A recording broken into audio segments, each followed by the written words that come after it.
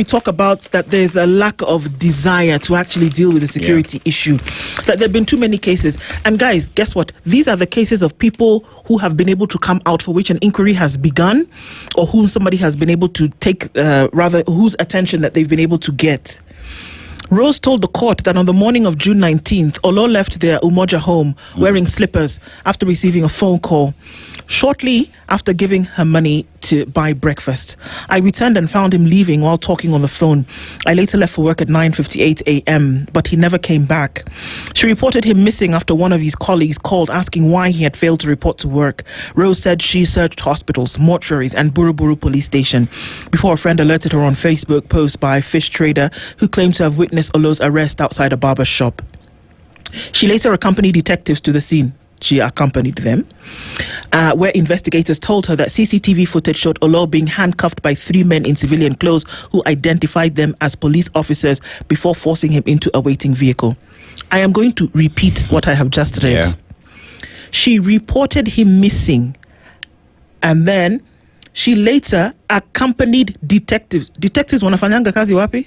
DCI. So police. Ama is detectives for something else? Oh, it's... This one is not for detecting metal. No. Oh, not okay. Not metal detectors. I just had to confirm. Yes. Now, detectives to the scene where investigators pia wanafanyanga kazi wapi? Police. Okay.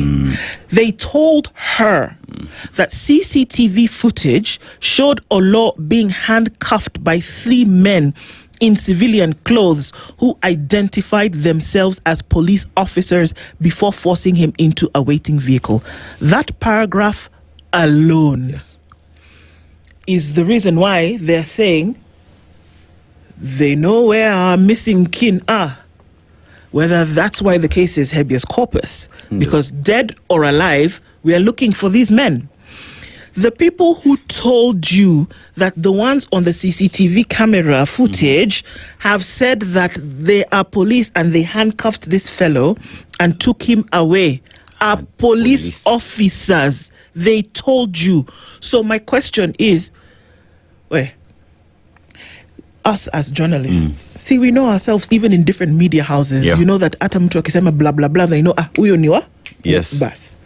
You also, I don't know how to say it. No. I almost speak my language. I don't know. Hey, someone will understand. You see, it's the police themselves who said this man was picked up by 3 men in civilian clothing who identified themselves as police and handcuffed this man and proceeded to a waiting vehicle. Ndu. From then on, as you begin your investigation, what do you follow? That vehicle. Because we also live in a country where almost every other building has CCTV. And if you just followed the trail within which that vehicle went, there is a CCTV camera that has picked the plate number to that vehicle. That means you can trace that vehicle to the owner, and that owner would be able to tell you who exactly was in that vehicle. But in this instance, you're being told these individuals are police officers. So if you trace the number plate, it will take you to where that plate number is registered and to what police station. So when this woman says they know where our kin is, it's because it's the truth. It's the police who picked him up. So these investigators and the detectives, they were called detectives. So when they detect and investigate, they can't say, nini. They say, hey guys, if they were willing, they'll then be able to say, oh, we know this, they're seconded to this outfit, or they come directly from HQ or whomever the case may be, or this police station. Maybe Mjinga. Let me ask. I think it is me, because my brain is just not able to connect. Every police officer is attached to a station, including detectives who are plainclothes detectives, right? So that means if we, again, identify the motor vehicle, we can say police so-and-so was in this motor vehicle and they are attached to this police station. But if this man was as well arrested in Buruburu, in Buruburu, then this gentleman should have been taken to the next police station in Buruburu. Because that's exactly what usually happens.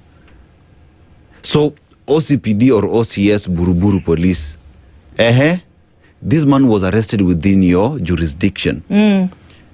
Polisi wagani walimshika kutoka kwa unit yako? See, for me, that's a very simple thing that you need to be answering right now. Because the order from the court is very simple. Excuse me, bring the man, dead or alive. That's what a habeas corpus case is. Bring the man, dead or alive. Bring the three of them. Bring them. Or at least come and tell us where you know. Okay, it's possible that Douglas Kanja or Mohammed Amin are very busy. And so they may not know the details of exactly what's going on. However, there are people who work under them, who they'll be able to say, hey, man, this thing happened on June 24th this year. You was on the beat. Who was assigned here? Who was doing whatever? Can you tell us what's going on? The truth of the matter is that I agree with this headline. Yeah. They know where they are. They know who it was in Ol Kalau. They know who it was at All Saints. They know who it was at the restaurant in Westlands. They know who it was that attacked Osotsi. They know. The recent attack of that lady in a salon. They know. The people who are here faffing about and trying to tell us many long story about, somebody arrested somebody and put him in a truck, something. They know what happened to Brian Odhiambo. They know.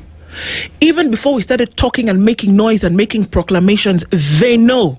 Before the DPP came into court yesterday, before the office of the DPP came into court yesterday telling us that actually, you know what? It's not possible that Brian Odhiambo walked into a wall and inflicted the trauma on his head by himself.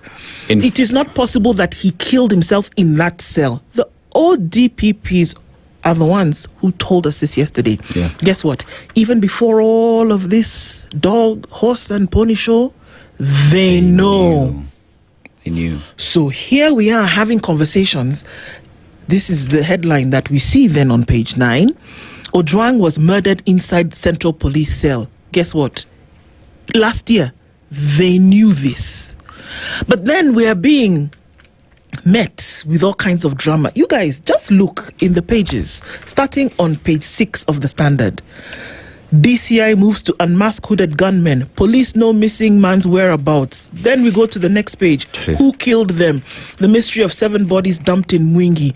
Ojwang was murdered inside Central Police cell. This is all happening while the case of Brian Odhiambo still continues. My God.